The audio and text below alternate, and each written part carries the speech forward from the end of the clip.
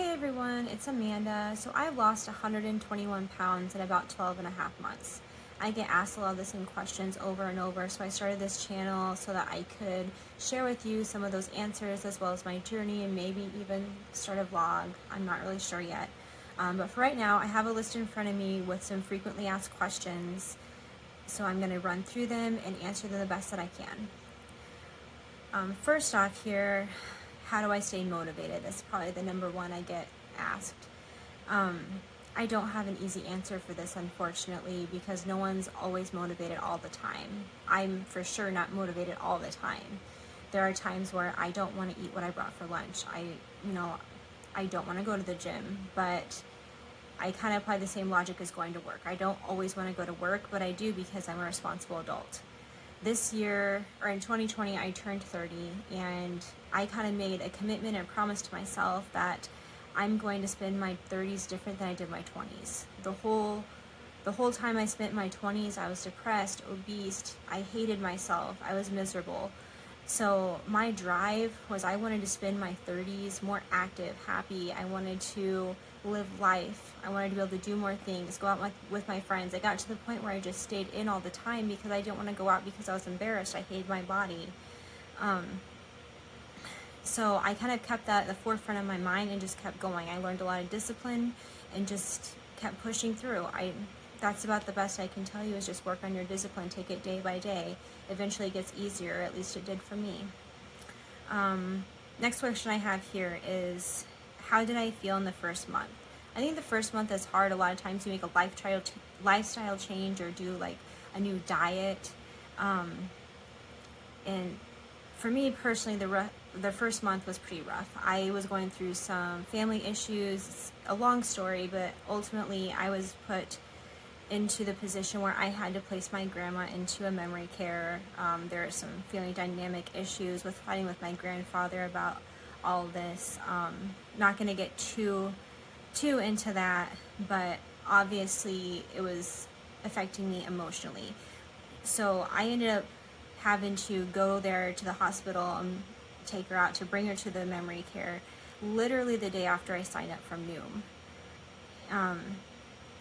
Kind of at that point, I thought, I could just give up right now. I haven't even started yet. I just signed up for a 2-week trial. I could just, throw it away, keep stress eating, binge eating, because I'm stressed out and I'm upset, blah, blah, blah, blah, blah. Or I could actually give Noom a shot and see what happens. Obviously, I did the latter, and I'm so glad that I did. And in my previous video, I had mentioned that in no way, shape, or form am I getting paid by Noom to make these videos. This is all about me and my journey, and through the course of them, I'll kind of go over what I liked, what I didn't like, and just be really real and honest with you, obviously. So, moving on. The first month was rough, but my answer for the last question about staying motivated, I just kind of forced myself to do it, and eventually it just got easier. Pretty frequent question I get asked is, what do I do for exercise?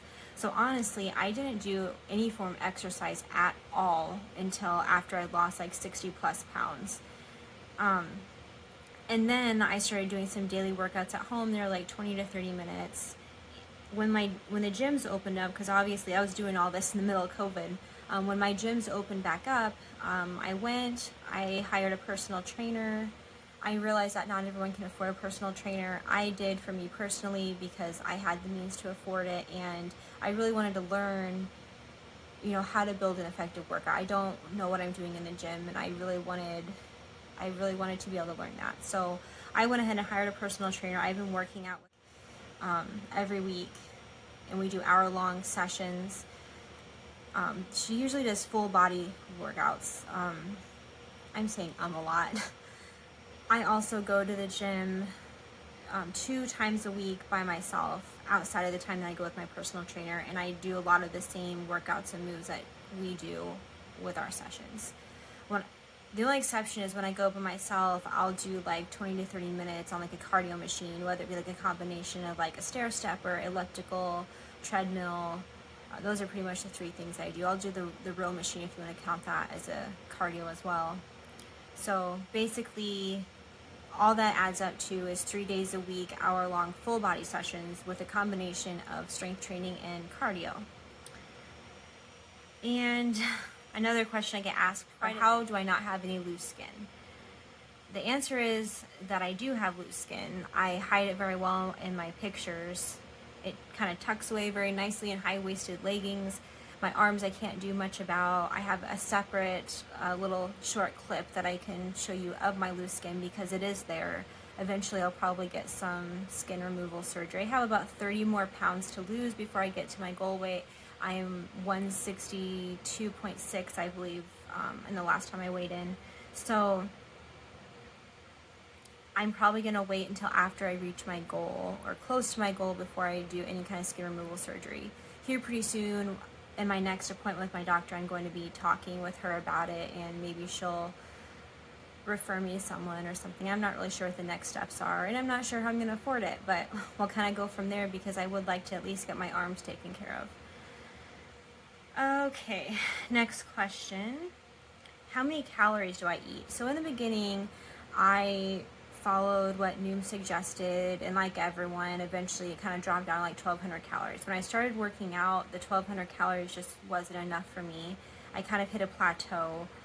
I calculated my TDEE online. I can drop the link below, the one that I personally used.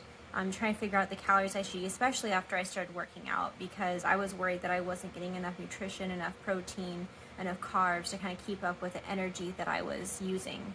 So that's kind of where I went from there. Lately, I had been eating between like 1,300 calories to 1,400 calories. Sometimes I go a little bit more if I have like a hard workout and I'm hungry. But it's, that what's working for me might not necessarily work for you. So I encourage you to calculate your TDEE and find out what it suggests for you and just give it a try. Next question is, how do I deal with plateaus? I have had my fair share of plateaus, and I'll be honest with you, it is frustrating. There were some tears of frustration along the way when the scale just wouldn't budge or when it would go up. Noom has you weigh in daily, and that kind of allowed me to discover a little pattern that I have with weight loss, especially lately as I've gotten much thinner. I'll kind of have a whoosh down. I'll drop like 5 pounds, like bam, and then I'll go up like a pound or two, and then I'll hit another plateau for like a couple weeks, and then I'll have another whoosh, a little bit up another couple of pounds, and then another plateau. It just kind of continues that pattern, really. And so once I kind of learned that about myself, I don't get as hung up on the plateaus because I know eventually it'll break. I just keep doing the same things. Another thing I do is have a cheat meal. I'll go to, like, my favorites is like Raising Cane's. I'll have like a kid's meal from Raising Cane's, and I feel like after I have something like that, my body just relaxes. And it's funny, I don't know how many times this happened. I'll eat the meal, the next day I'll drop a pound or something. But don't always think that you have to eat less calories to lose weight, because that for sure wasn't the case for me. Another question I've gotten asked is, was I initially overwhelmed with having to lose 100 pounds? Yes, I was overwhelmed at first. It just seemed like such a impossible journey. I like to break it down into small increments. So I think my first goal was to lose 30 pounds. Once I got to that, I was like, okay, I did that. I can lose another 30 pounds. And so then I lost another 30 pounds. All of a sudden, I had lost 60 pounds already. More recently, I've been doing like 10 or 20 pound increments still. I like to look at a smaller picture when it comes to weight loss. I also like to celebrate all of the non-scale victories that I had along the way too. I took a lot of progress pictures so I could kind of compare. That really helped keep me motivated when I was stuck in a plateau or something as well. And I also took body measurements, probably not as much as I should have, but I did take body measurements. My husband helped me with that. And then I could see my body was for sure changing, and it was pretty motivating and exciting to see that. was I able to change my mindset about being a fat girl. So I do still have a little bit of body dysmorphia, I guess you would call it. Like, I know, I can see it in my pictures, I know that I have lost a significant amount of weight. But sometimes, like, as I'm walking around, like, the store or whatever, I still feel like I'm, like, the biggest person in the room. And I'm not sure why that's still there. It takes a little bit, maybe, for the mind to realize how much your body has changed.